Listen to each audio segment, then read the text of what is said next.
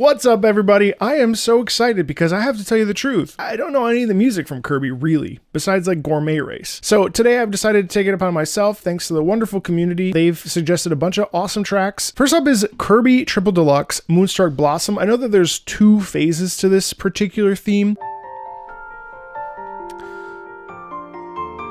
Oh wow, I forgot how pretty that is.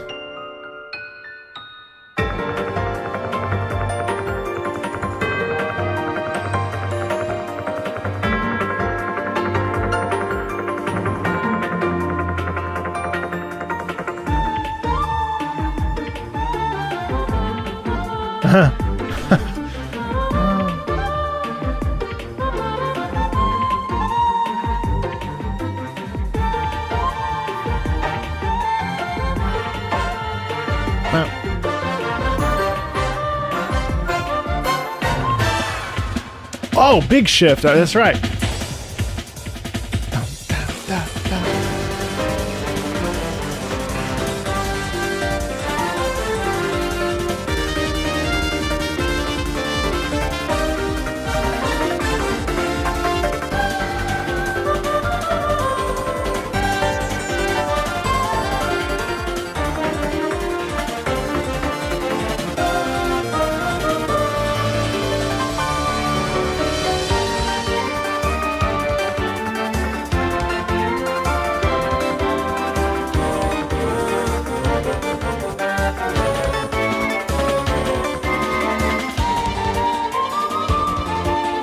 Ba, ba, ba, ba, ba, ba, ba.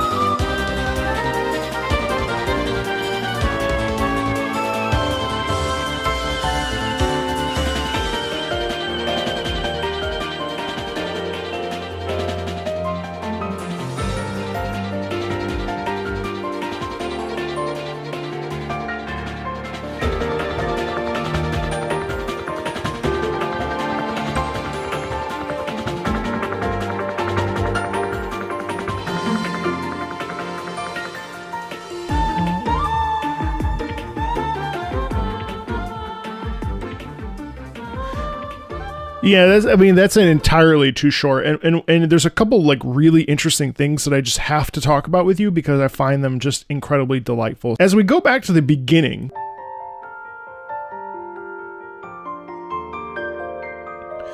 that's gorgeous. That's such a like a beautifully introspective sound. I'm broken. I'm at my wit's end. I've got nothing left. Like my life is a sham. My life is a disaster. So then on top of that, then we shift into this really fast. There's multiple different sections in here that I find really interesting. So just very subtly, and I'm not going to go into crazy detail because we have so many tracks to get to, but I love that there's a little bit of space, that ever so slight bit of breath here, which is really interesting, before we sort of get ourselves up off the couch, kind of, and we launch into action. Right there, you feel that just that tiny bit of space. I think we often take for granted how effective space can be, how effective a little bit of space enables us to sort of lock into a emotional power or an emotional connection, right? Because then, I mean, listen to how different this section is.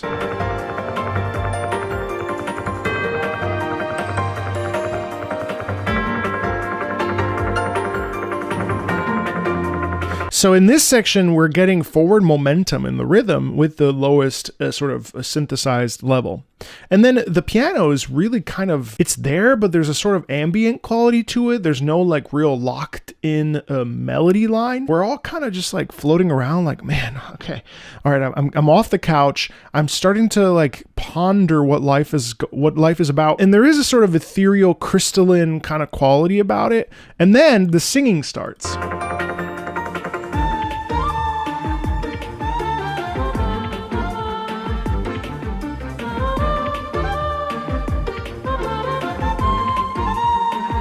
And it's interesting because that's actually like a pretty sad melody, right? It's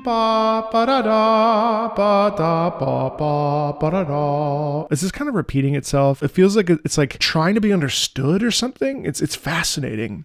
It's fascinating. And then later on we get this. There's a bit of danger in here.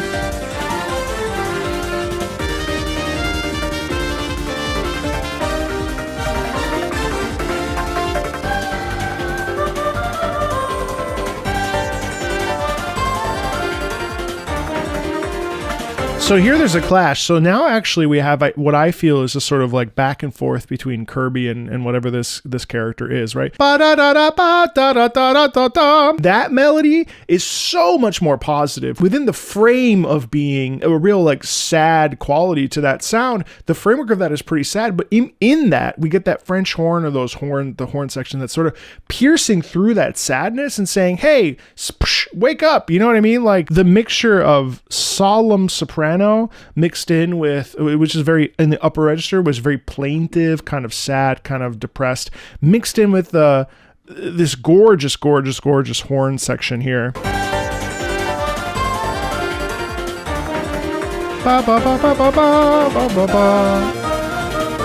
And then they join together.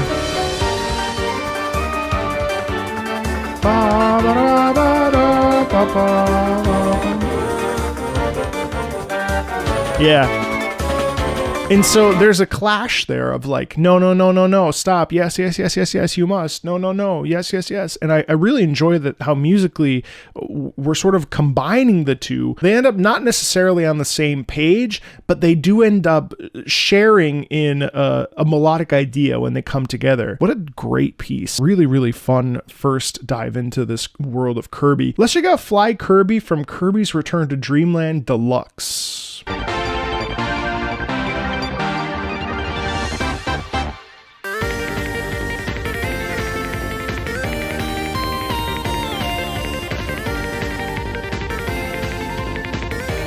I like the call and response with the piano and the...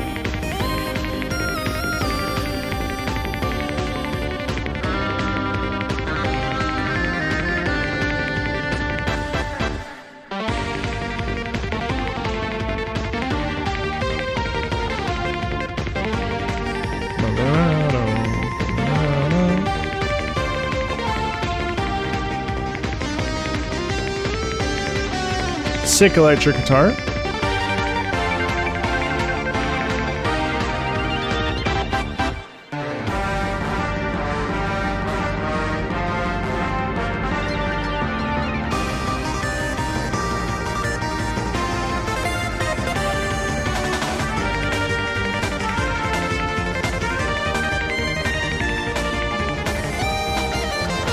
Hey, that's the Kirby. Isn't that Gourmet Race? That's that Kirby sound. We heard it.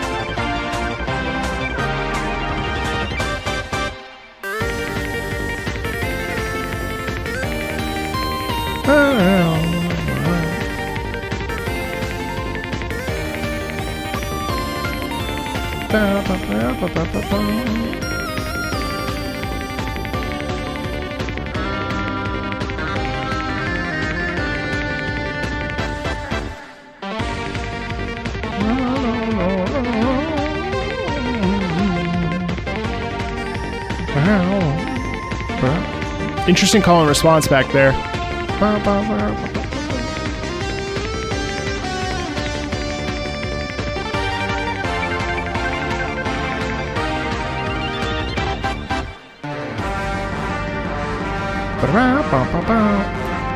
Horn section here is really interesting. It repeats, but that synth sound.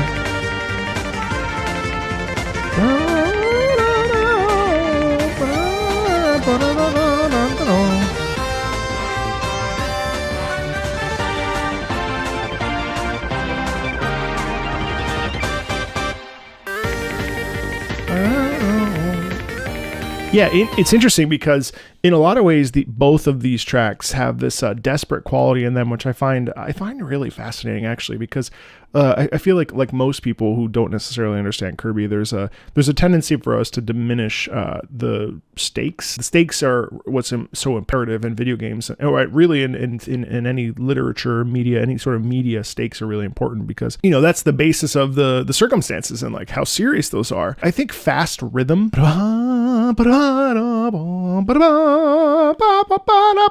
That obviously has a sense of like drive, and that drive is really like, oh my God, we have got to get this done, right? We have to move forward. We have to continue to drive. Now I know a little bit about Magalore, so I don't know if this is related. Maybe it is, maybe it isn't, but like this almost feels like we're like reaching out a hand, right? There's a little bit of also that synthetic sound, otherworldly, I suppose, but there's a quality in that of like reaching out to a friend and saying, hey, don't do that. Don't become that thing. I find it odd. It's almost like that's where the greens kind of sound comes in. And it's interesting how it comes in after the horn section, which feels very different than everything we've heard before. Like the first half feels like we're running towards something, I think partly because of that forward drive. There's a real sense of like, no, wait, you know, like, wait, come back, or let's do this together, or let me protect you. There's that sound. And then greens is an interesting piece because I feel like greens is like, take my hand. You know, like we're off on a really fun adventure. You know what I mean? I feel like if that's the leitmotif that kind of pops up for Kirby quite a bit, then maybe that's the sound of warmth or the sound of invitation or the sound of like compatriotism, you know, like we're in this together. I really appreciated the forward momentum of this piece. There were a bunch of like call and response moments that occurred that I thought were really beautiful, and call and response can be such an amazing thing for bolstering and lifting up a musical motif or like a little tiny melodic idea, more so like, you know, just that little bit of call and response can really add an element of like, this is serious, pay attention. Repeats are usually like that when we're dealing with music. Repeats are really important for re-emphasis, and they're not used by accident. There's a real intentional purpose in them. And this particular piece had a couple moments where we would have the bass start it and then the upper register would do the repeats. And that is interesting because the upper register we could consider small, or if the lower register symbolizes like somebody very big or a mature or like an aged quality in the character, then the upper register is usually going to symbolize a child or Kirby or, you know, someone small. I find call and response and also like where it is in the pitches to be really interesting, and it evokes different emotions depending on where it is. I really enjoyed Fly Kirby. I really liked how the motifs are pretty catchy, and if you listen to that, we listened to it 3 loops, but if you listen to that like 10 loops, let's say you're doing a boss or whatever, wherever this is, if you do that enough times, what's really fun about melodic music, and why in some cases I prefer it over ambient, not to say that ambient's worse because it's not, melodic music tends to stick into our ears, the earworms come out, and that's the best part of that. So that was really fun. Let's check out Roar of King Dedede, Kirby and the Forgotten Land.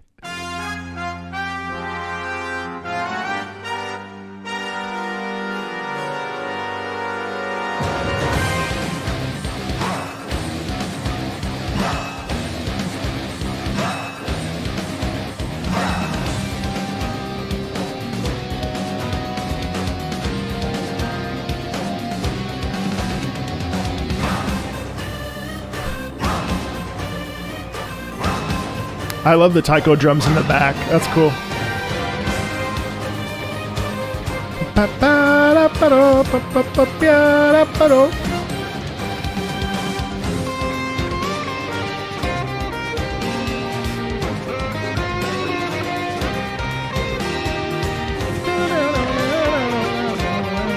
Yeah.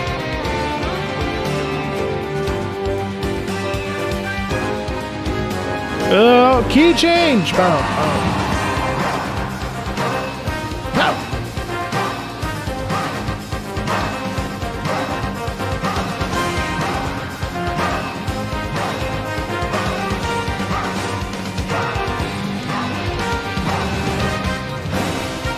Oh, I love that.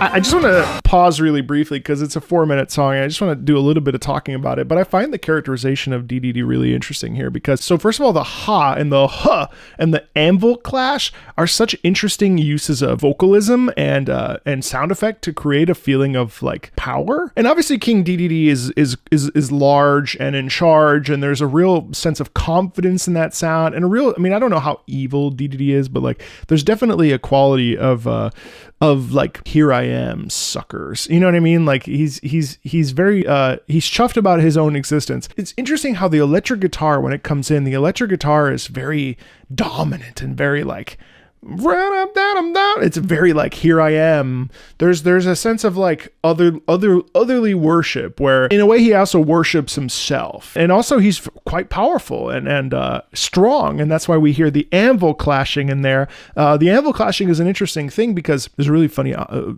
thing in Il Trovatore. It's called, by Giuseppe Verdi, the anvil chorus. I'm sure you've heard it.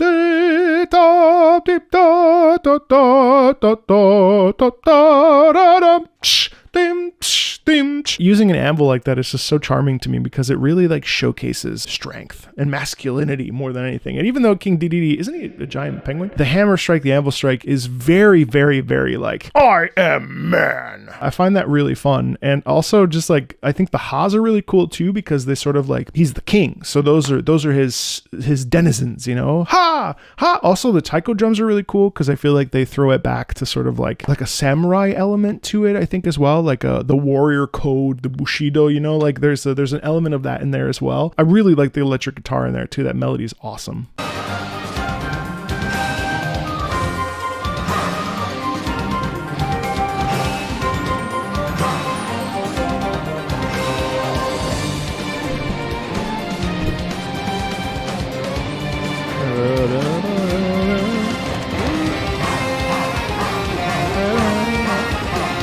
That's an old school melody line for sure.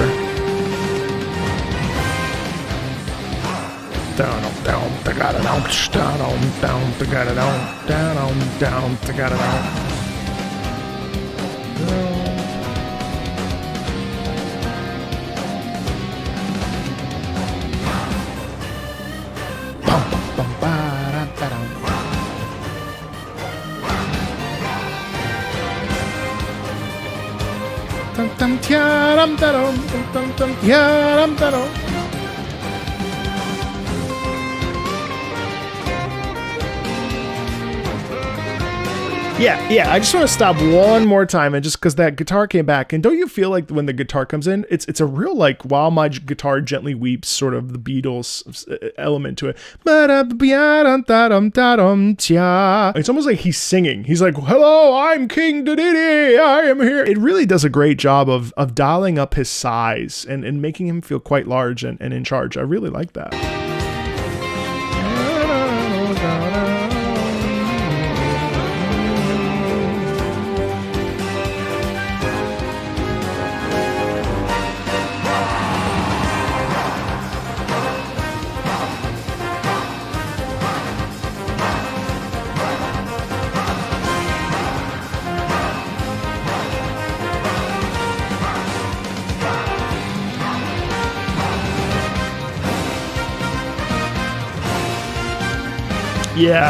Yeah, but terrifically, the trumpets also do a great job. The brass really does a great job of making you feel like, oh, that's King Dedede. You got to watch out for him. You know what I mean? Like, he's the guy. I mean, he's kind of goofy looking, right? But he's the man. It's also really cool to hear what I imagine is a reinterpretation of an original theme that probably has sort of followed the character along, much like Green Greens has followed Kirby. Really, really fun. Let's check out Kirby 64, the Crystal Shards 02 battle theme. Surprisingly dark.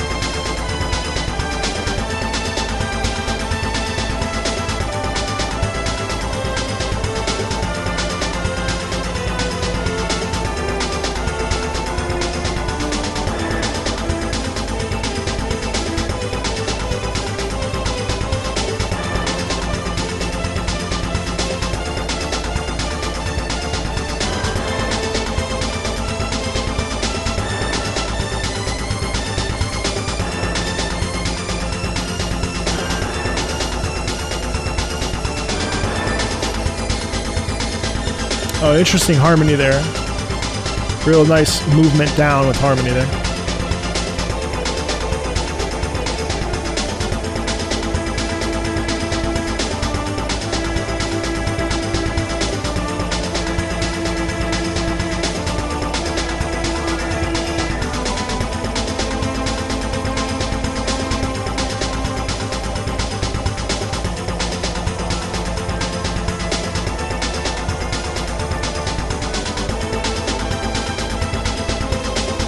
It's an interesting piece, just to stop through this just a little quickly, because I find it interesting how at first it's kind of like it's a little bit deformed. There's a sound quality there that's actually really unpleasant, sort of being like forced into an environment or something. There's a real uncomfortable feeling when it first starts. Like it's very dissonant and jagged. The strings are incredibly somber, and there's a sound quality in that of loss. There's no direction that one can go in. Like, this is it. Like, we've lost everything. Like, how do you navigate that? And yet it's interesting because there's a forward momentum in the rhythm, which is indicative of a fight. The choir at the beginning also showcases a sort of like downtrodden, defeated, I mean, yeah, obviously evil, probably because with the MIDI, there's a quality in that of like, of real like agitation, anger, sadness, whatever descriptors you want to use. But when the strings come in, that's where, even though we have the fast rhythm, what we're actually getting is a sense of loss, of the end, the ending of this character, whatever the character is. It's a battle theme. So clearly there's a conflict. Part of it also sounds kind of whiny.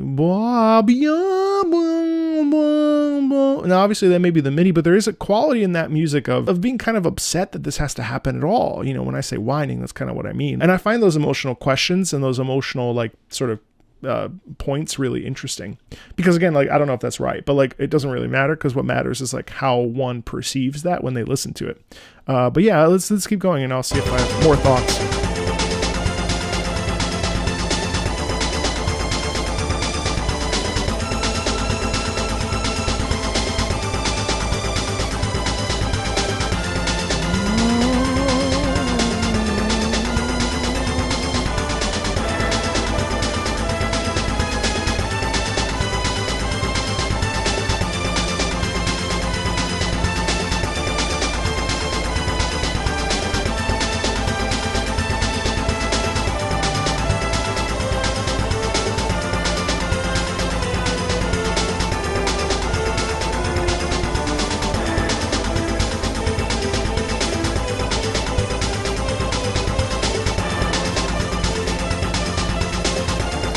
And I think right here, this also emphasizes my point. As we go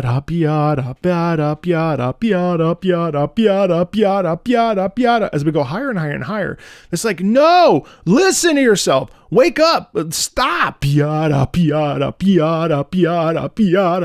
as we climb up the scale like that, kind of repeating that pattern, each interval step higher and higher and higher, what we're saying is like, you can't succumb to this, right? But because if it was going in the opposite direction, we would actually receive a different kind of sound quality of that.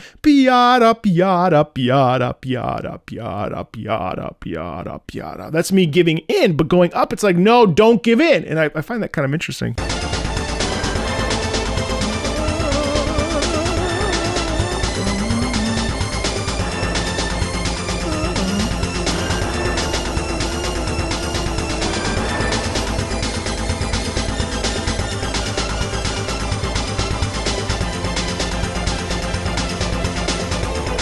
See, but then that's the inverse of that. When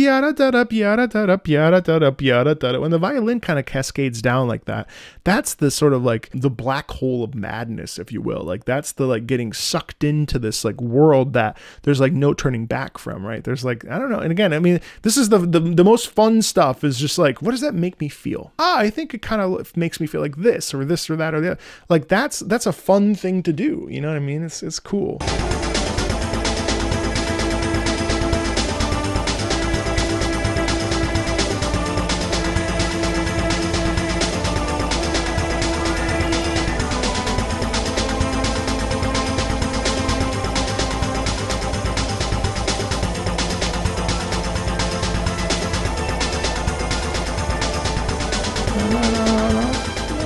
Yeah, and in truth, what I find most interesting about that piece is that it is in fact a Kirby piece. Like, that's just not, I've read this comment a bunch, so I kind of knew what to expect, but I didn't realize that Kirby's music can actually be quite dark.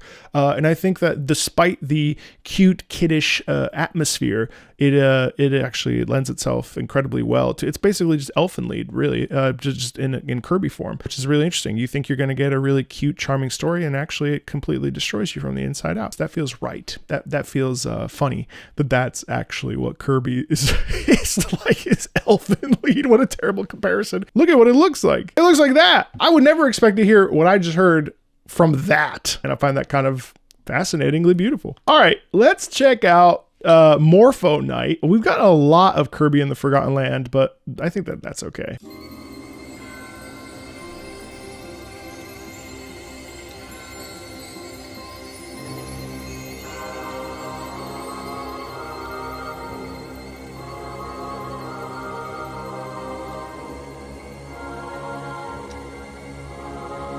Interesting use of the sort of upper register choir. Oh, I love that.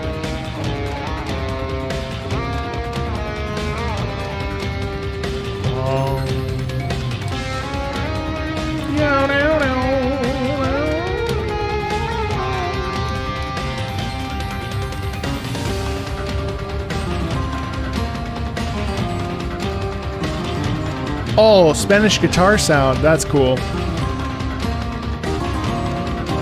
Interesting harmony.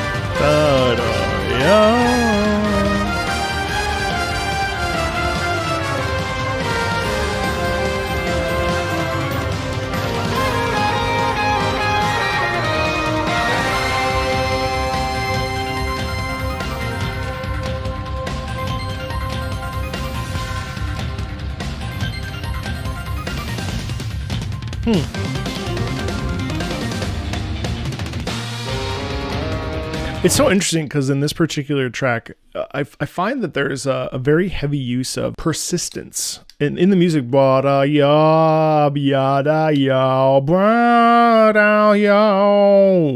That feels like it's like hunting you. I have a job to do, and you will not get in my way. If you look at it from a keyboard perspective, da da da da da da, bit of a reach there, as if it's reaching out to you to grab you. Ba ba biaro. Interestingly enough, too, the Spanish guitar is a fascinating thing that I've heard now in several different video game soundtracks, and each time it does typically signify a clash with a enemy that is suave, and there's an elegance in that sound. Now, obviously, that doesn't necessarily sound elegant to me. It's certainly no Zero from Ace Combat Zero, but there's a degree of suaveness in that, or like an ability to like smoothly sort of bypass danger that I find really interesting. Also, this track doesn't necessarily have that bright, peppy, like savior of the land Kirby sound quality that I sort of have heard in previous tracks. Like in this particular example, there's a real like insurmountable challenge there, and this is definitely Morpho Knight's theme versus being like a true like sort of battle. Like we're seeing Morpho with the way that the electric guitar goes. We end up getting the sense of power over others.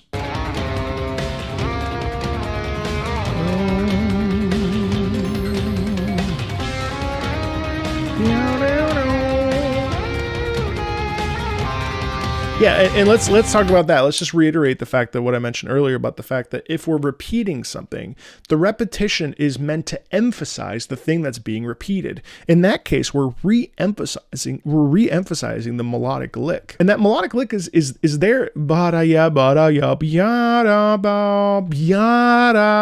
It's 3 notes descending down, right?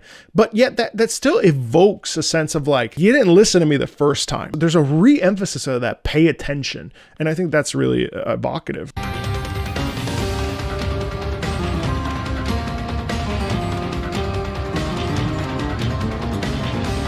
Yeah, but I'm going to pause one more time and just point out the guitar there, the flamenco guitar, that just descends down. And so that track feels like it's like pulling at us or like dragging us down. But there is a suaveness, there is a flexibility in that movement, I think. And I find that really, I find that really interesting. Also, it's funny, every time I'm ready to move on from the topic of at hand that I'm bringing up, the segue is always, and I find that really fun, or I find that really curious, or I find that really interesting. You can check some recent videos. I say that nearly every time I push play or I go back to a piece after interrupting it. I find that very blah, blah, blah.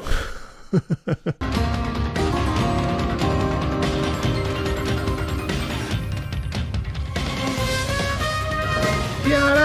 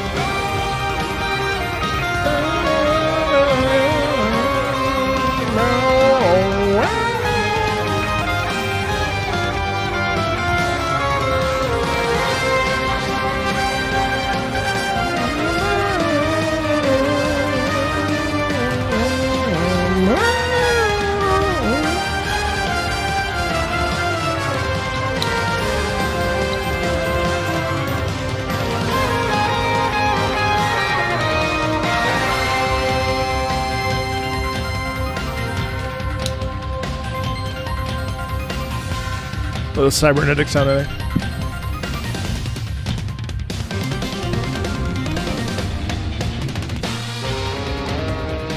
You know, something that's also really cool to me is the fact that it's such a catchy melody, isn't it? And I think ultimately what's really fun about this particular piece is that we get a sense that like Morpho Knight's like a badass. In this piece, we almost celebrate Morpho because of that melody. It reminds us that like, oh, watch out, Morpho will get you. And there's a sense of like almost celebration of that. Like he's just like, Morpho Knight's just cool because we re-emphasize that motif many, many times in this, but at the end especially kind of stacks on itself. And I think that re-emphasizes the idea that like, don't fuck with Morpho. You know what I mean? I really like that. It's cool. See what I just said? It's cool. All right, let's dive into Deep Dive Deep from Kirby's Epic Yarn. That sounds fun. Deep Dive Deep. How serious will this be? Let's see. I love it. The twinkle twinkle vibes. It's like a beautiful sunrise. Bean do ding da bum bum bum.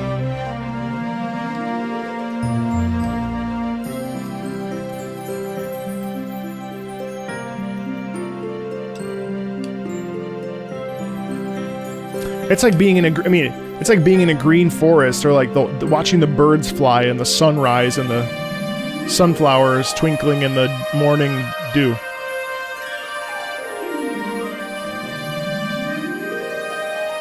It's interesting, there's no like anchor point melodically, or rhythmically. There it is.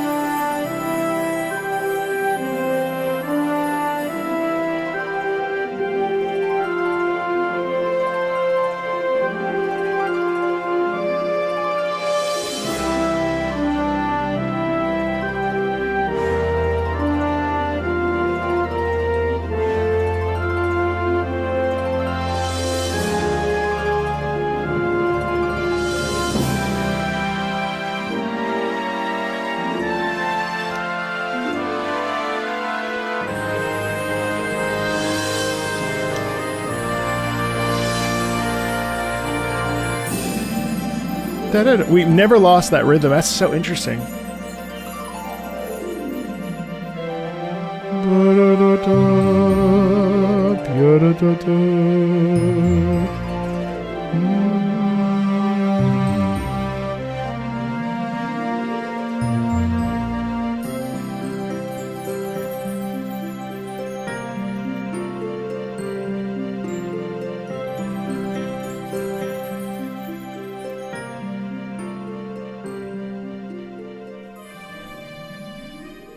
You know, I think what I would have liked actually is to have a slight shift in the background.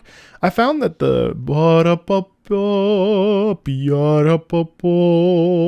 could have used a little bit more buoying from a different rhythmic pattern underneath. I think also the intention of the piece. So obviously like that, you know, you can picture any sort of insect within reason. Like you picture a butterfly, a beautiful like bumblebee floating around. Like there's a, you know, deep dive deep. Maybe it's a water level. So like you're seeing the twinkling of the sun and no fear and everything's bright and there's a sense of warmth in that sound. So I think for me, I would have probably liked a little less twinkling and more of a feeling of like arrival. But that said, I really appreciated how we really thought about long phrases. You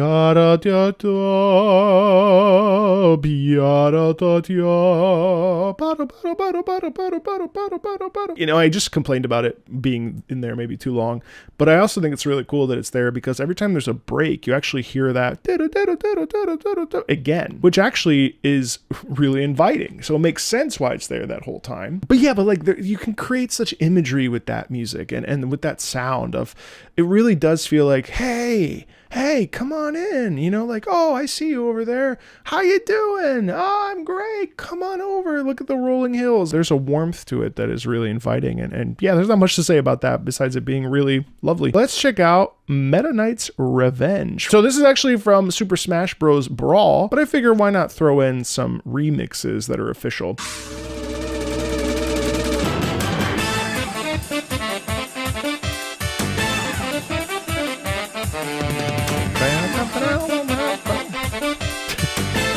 That's unexpected.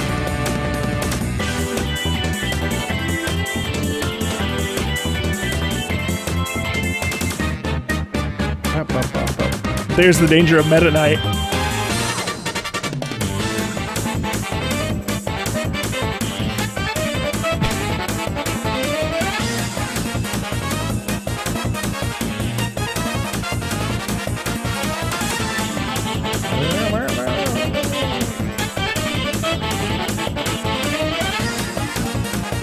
It's actually just climbing on itself. It's stacking. Higher? Yeah, then it switches.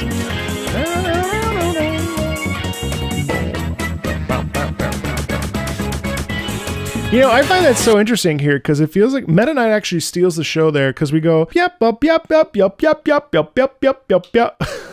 It's so desperately trying to steal the show. It's also interesting because there's like a constant sense of danger in that, even though there's the smoothness of that natural saxophone ensemble sound, kind of like swing or not ska really, but like there's the sound in that is really like not devious. And yet somehow the saxophone ensemble manages to provide both a little bit of sensuality, ever so slight, but also the sense of badassery, like how cool Meta Knight is. And now I know this is like a theme for Super Smash, so it's like a level area, a level theme. But even still, I mean, I think it does sort of highlight the efficiency of the character, and I like how anytime there's like a melodic idea that starts to come in, Meta Knight's like, nope, bop bop yeah bop bop yeah bop bop. Jazz organ.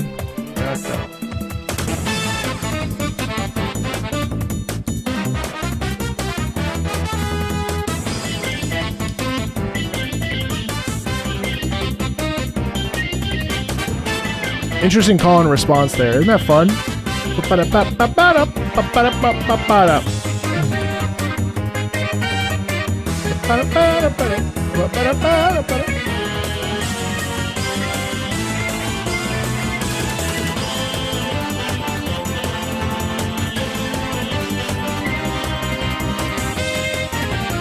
Oh, there's Kirby.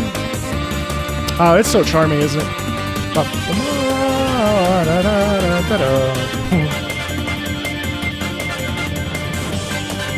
Oh, that's so cool. We're moving faster now.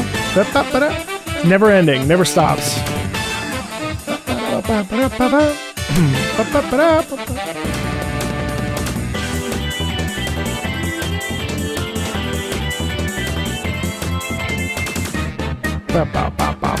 Sucker!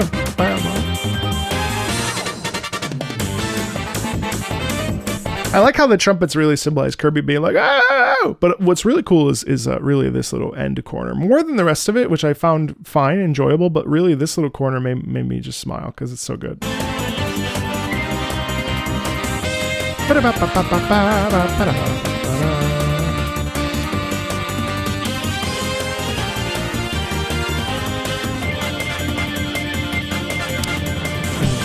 It goes pitch, shifts up in pitch. And I think why that works so well, and why at the end of like, so this is a 2 minute and 41 second piece. And I think like why at like 1:43 that works so incredibly well is that we're essentially getting emotional and musical blue balls the entire time, where we're having a constant sense of push and pull. And Meta Knight with the descending that is causing a delay. And it's not allowing us to breathe, because there's constant like, no, let's finish the phrase. Let's finish the, and then finally, and then it also even doubles itself. And then we get a repeat with a more stacked instrumentation. It really like, I don't know, it just like, it's an incredibly like an incredible release emotionally. You know, we don't think about that, but like the payoff of all that sort of like trudging and moving quickly and trying to, you know, stay in the fight, I think really comes to fruition here. It's almost kind of like a victory theme, if you will, but it's really a release that is really, really exceptional. Factory Inspection from Kirby 64, the Crystal Shards again.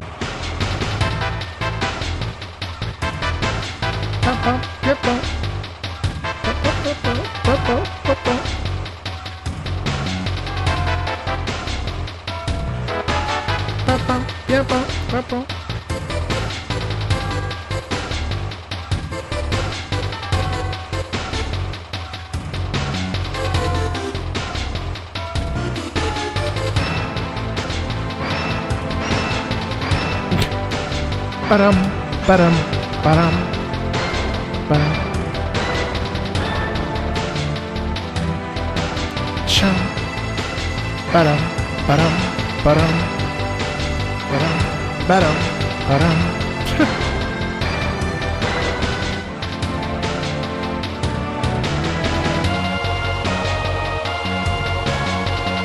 But interesting shift.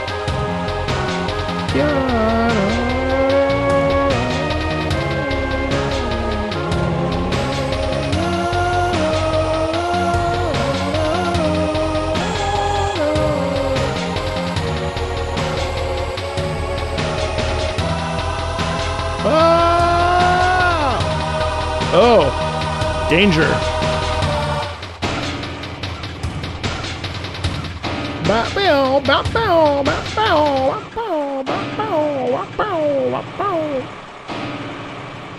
Oh, suddenly we're in Silent Hill 2.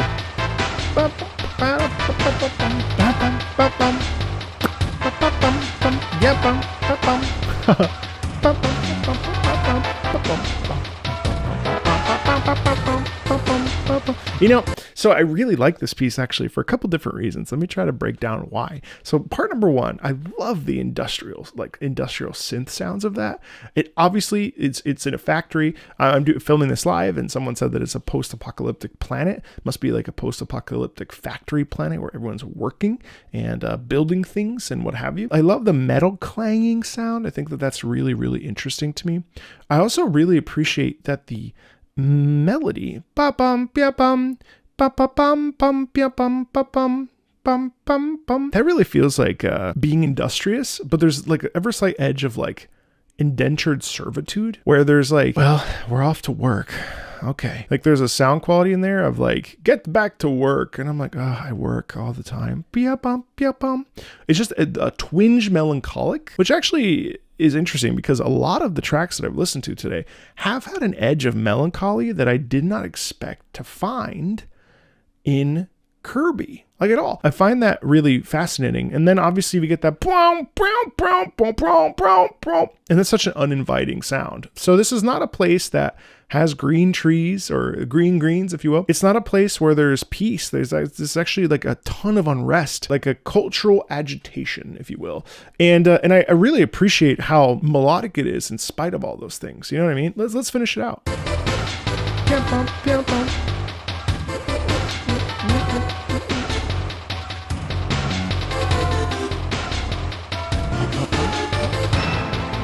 Like that.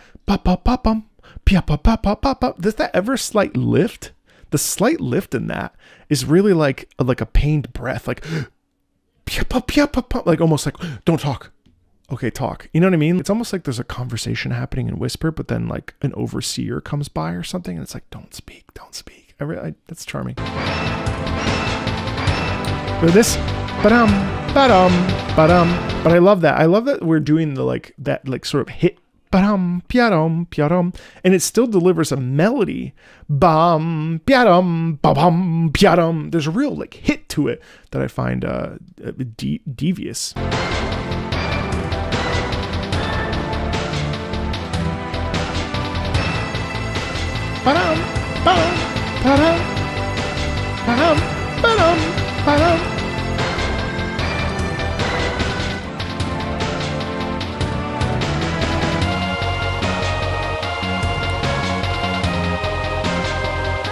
You see, but here there's a tonal shift. Here there's a tonal shift where suddenly it's like, what if we're actually inviting Kirby to come in and help this situation out? Like, what if Kirby's here and Kirby's like, you know what? I'm going to take good care of this. I'm going to fix this place. There's like a fixer sound in it that I really like.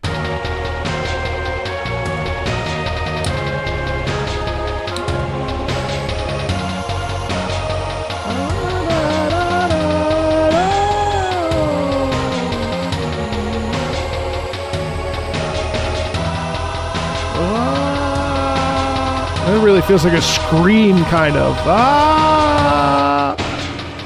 Yeah, it's almost like they're being like shunned or shushed, because then you get that quick shift and then boom, and then it's replaced. So this is really interesting. Let's check out Gourmet Race. I know this is a classic. I don't know that I've actually heard this before.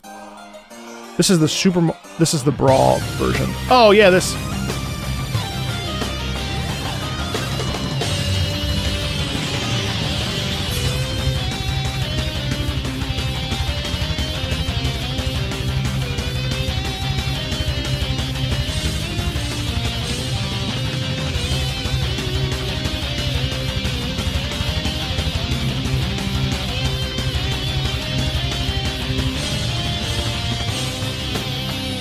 You know, I'm not going to say I dislike that because it's pretty cool, but I think for our purposes, I think I'm going to revert back to the OG just so that I can hear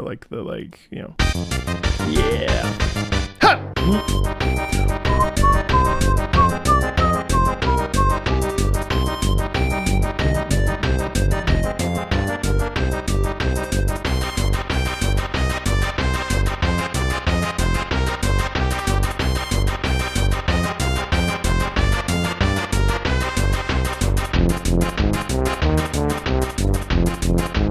I don't think I've ever heard the full thing.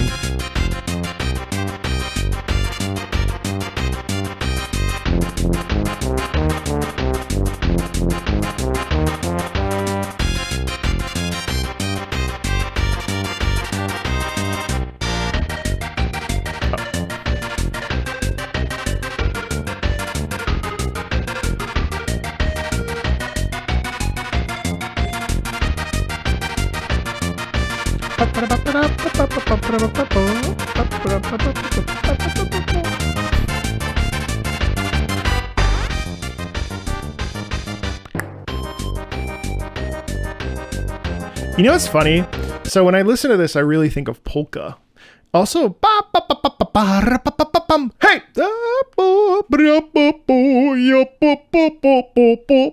I just feel like I'm gonna get hugged by a bear. It's such a speedy, voracious track for a minute. It has locked your attention. The melody is in your face. You get the oompa sound. Oompa, oompa, oompa, oompa, oompa, oompa, oompa, oompa, oompa, oompa. And that really is Kirby walking. Ultimately, what we get as far as like characterization when it comes to Kirby, and I really do attribute this sort of like with a Kirby characterization is this like Kirby's like sort of like, whatever, man. Like, I'm just here to, well, eat, you know, like all I want to do, I just want to have a good time. Oh, what's that? You know, and then pop, you know, it's just that's Kirby. Like there's an energy in it, like a forward momentum that is like unrelenting. And then what's really cool is that you get this terrific, as we slide up into the scale, we're actually like trading off instrumentation. And then that instrumentation is like so like, hey, there's just like such a violent happiness that exudes this, but it's not like happy in like a, all right, it's a happy in like a, what am I going to eat today? You know, like there's a real like, he's stout, you know, it's really awesome. Is that 151 on the keyboard? I think it is. See, even here we had a trade-off. Don't you hear it? We traded.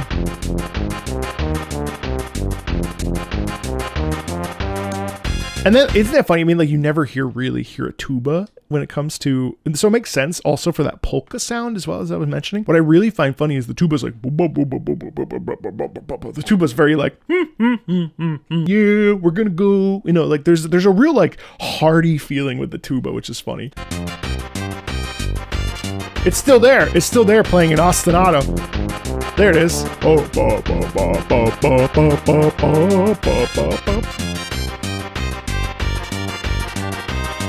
It feels like Kirby's on a mission, you know what I mean? Like, but it's sort of aloof, like just kind of like, where am I gonna go?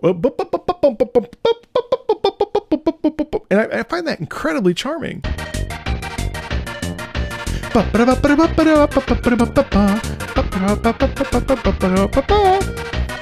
Watch, now we take this and we go higher.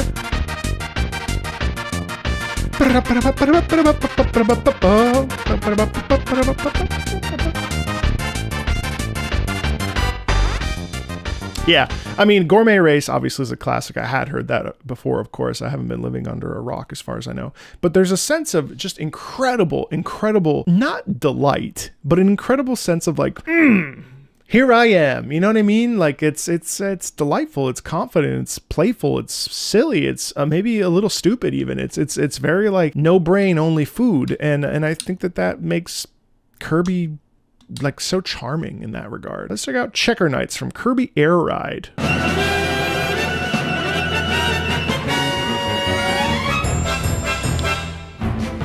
Is this fully orchestrated? Oompa oompa.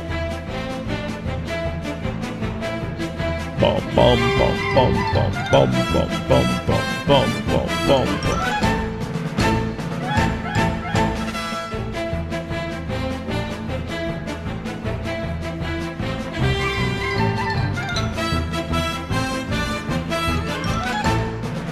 You know what this sounds like?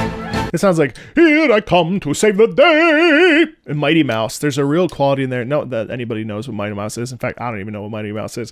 But I do know that here I come to save the day. It's very much like, here I go. I'm off on an adventure. Especially with the oompa, oompa, oompa, oompa, oompa. It's like the clouds are like Kirby's like jumping all over clouds. And like, I mean, I'm reading Kirby's Air Ride. So he's like, I'm gonna come get you.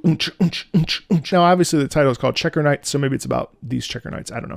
But there is a sort of like bounding energy to that we can't ignore. It's fun. We haven't really heard like a bright melody per se, but we don't necessarily need it based on like how driven this piece is with like heft, you know what I mean?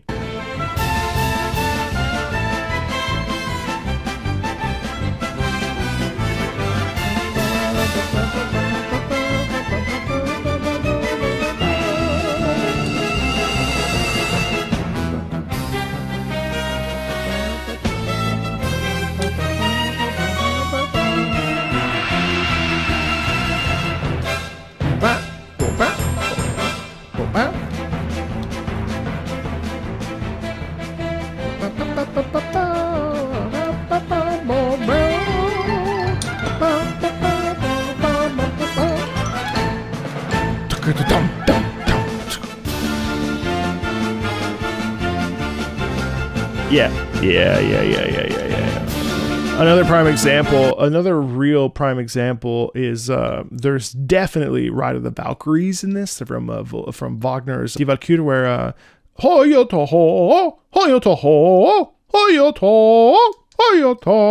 it's very much the flight of the Valkyries.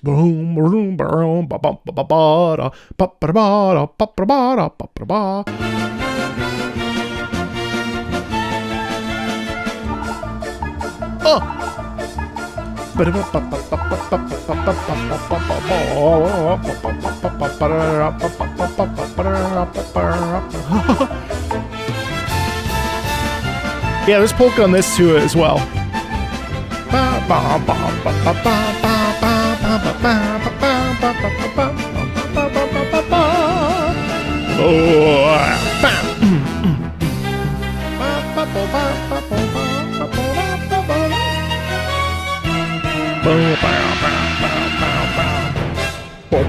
Danger, danger, danger, danger.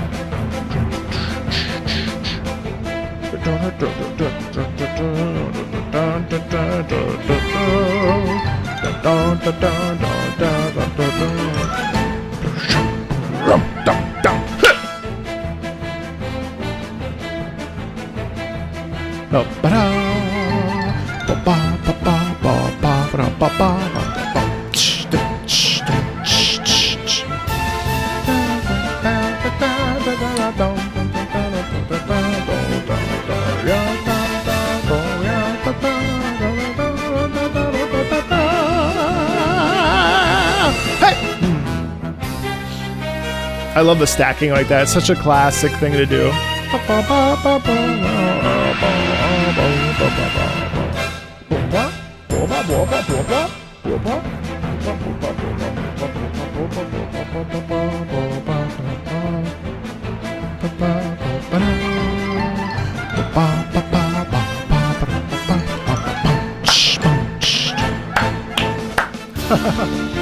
Yeah, I mean that's delightful. I mean I'm more prone to like brighter melodic pieces, and that most certainly is not necessarily a bright melodic piece, but it's a joy to listen to, and I think it really like does provide that sense of stature, size, and a feeling of like really being like in a fight like against these big, huge, massive dudes, and you're like not today. Or it's them like sort of like, come puny human, come try to fight me. You know, there's a real like sense of size there.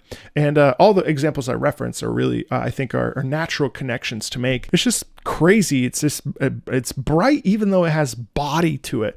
And I think that's really fun. Now, of course, that's also apparently from the anime. So we'll see. Hopefully that doesn't get copyright claimed. Fingers crossed. Let's check out Galacta Night Battle. I'm really looking forward to listening to this. We've had a lot of battles in this particular video, so the next Kirby video will definitely be more area themes. I'd be really intrigued to listen to that. But at least we know that when the inevitable Kirby versus Dark Souls / FromSoft competition battle happens, that Kirby will be ready with the best of ammunition possible. Let's check out Galacta Night Battle from Kirby Superstar Ultra.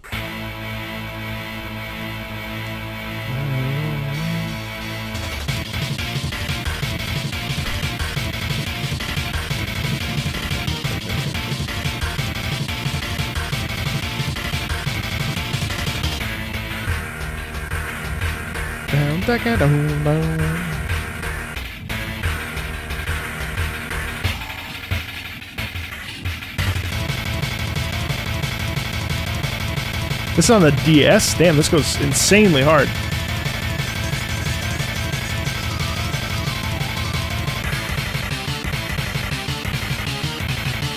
Whoa! We just turned the knob.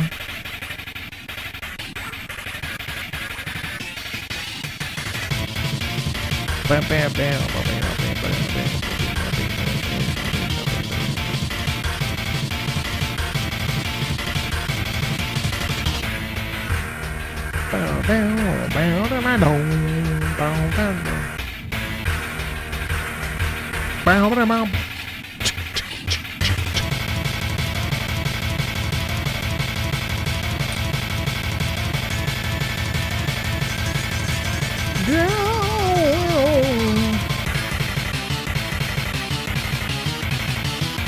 The crazed...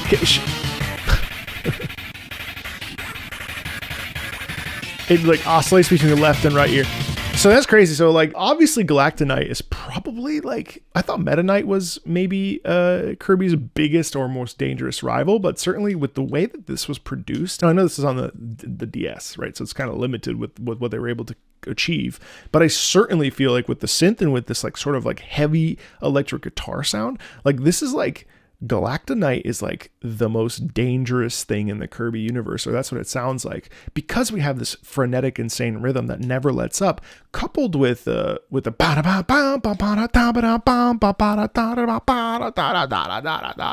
there's a constant sense of not rage, but like truly just like an imposing force that cannot be stopped or defeated.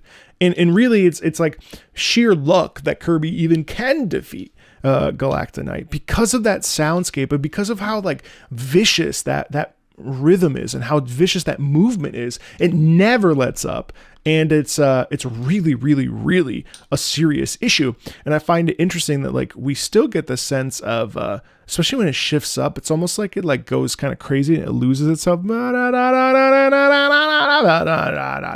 Very intense. I'm surprised at how cool that sounds for the DS. I always forget how the DS kind of sounds. And let's check out Marx's theme from Kirby Superstar OST. This is from 95, I think 95, 96.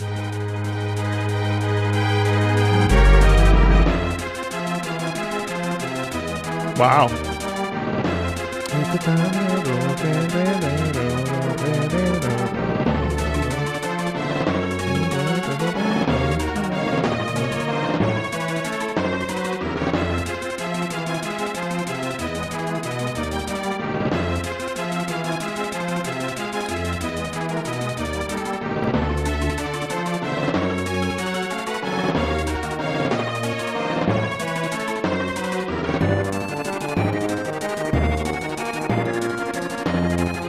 Meteor is crazy here. There's a lot of shifts.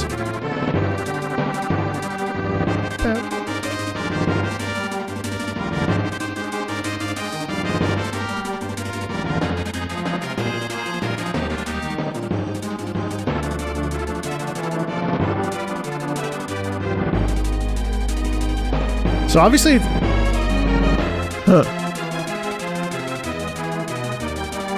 So obviously, that really does have that quality of like sort of a horror element, or like a mystery, more so mystery than horror. Like we really don't really know what we're dealing with. And there's a quality of like a little bit of mischievousness, but especially with the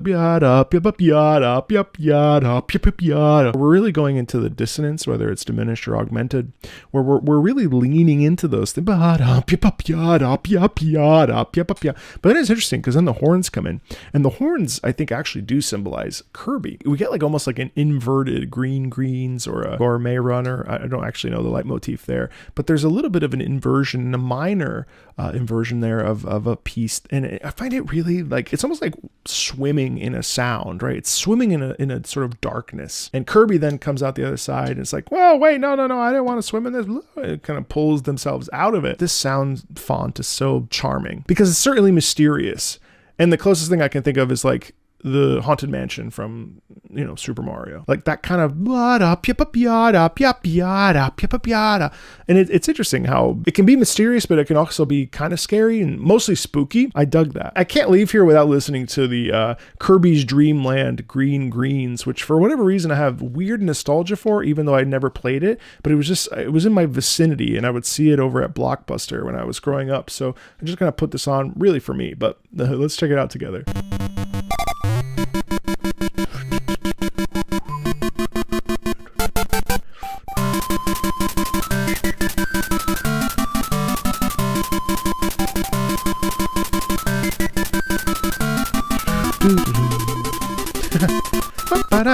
I love this crunch so much.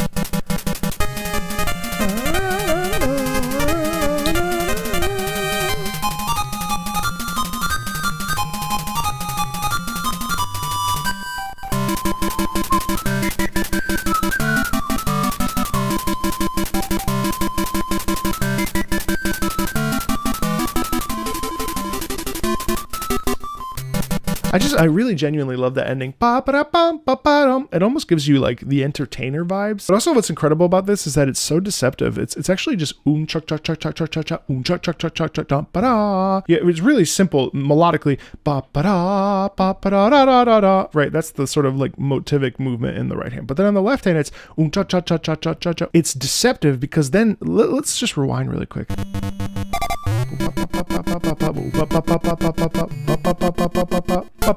Yeah, so that's like so cool because your ears almost can't handle it because first of all you've got the crunch, but then also like the left hand, you know, with this particular sound font I find it really interesting because but we have a fantastic little introduction here, and then listen, now the main motif comes in.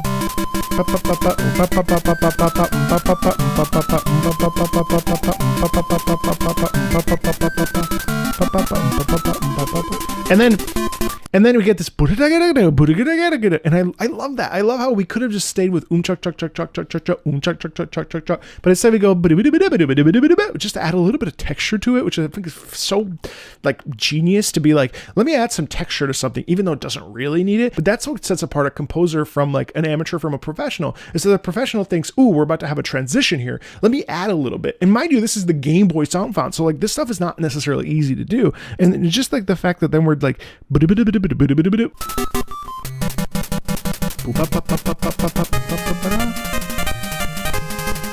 and this is essentially ostinato,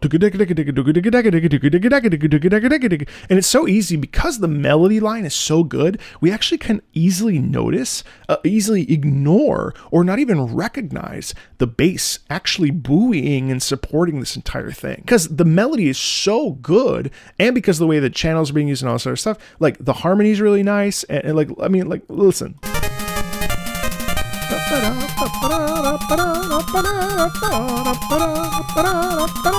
And all that does is just move higher and higher, and then it positions itself back down, and then it leaves us kind of open here, right here in this little corner. And then we reset.